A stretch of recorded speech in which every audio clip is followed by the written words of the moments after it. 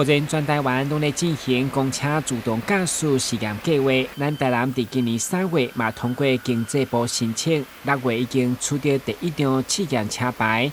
8月开始伫南科甲沙仑这2个场地进行无载客测试。上午该公车嘛来到智慧交通中心展示。高雄局表示，预计明年110年就要办理试制。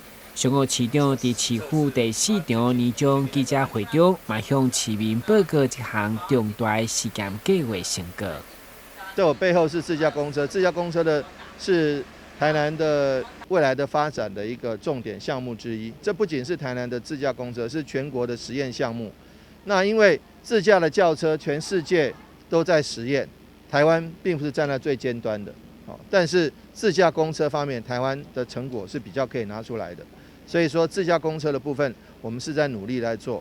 那现在已经完成了无人自驾，就是无乘客自驾，还有乘客自驾。目前的实验的数据都还是很好，所以将来是不是离这个上路到一般的道路行驶更近了？我们会积极规划，朝向这个方向。等到中央的交通部的许可之后，再来规划可以实验的路段。但是目前为止都在封闭场域。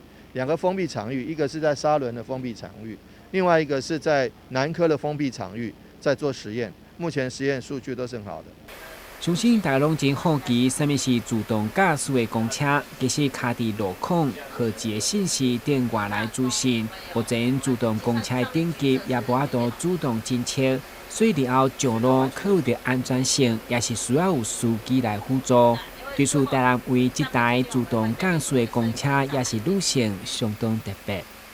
它其实自驾的话是把这一个按钮拉起来，公车在那个路线上它就会自己走。